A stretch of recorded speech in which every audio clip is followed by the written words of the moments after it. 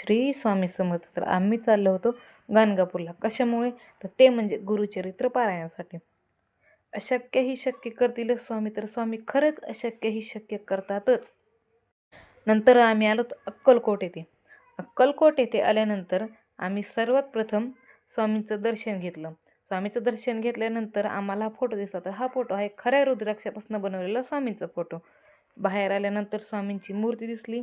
मूर्ती पाहिल्यानंतर असं वाटतं की स्वामी स्वतः आपल्यासमोर आहेत. नंतर तिथे तुळजाभवानीचं मंदिर होतं, त्याचंही आम्ही दर्शन घेतलं. नंतर आम्ही आलो गाणगापूर येथे. स्वामींची पूजा चालू होती. हळूहळू लोक येत होते. 5:30 वाजता पारायण सुरू झालं.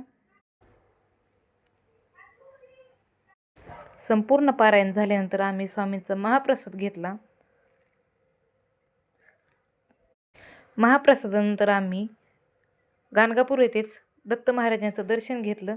तर भेटूयात पुढच्या व्लॉगमध्ये.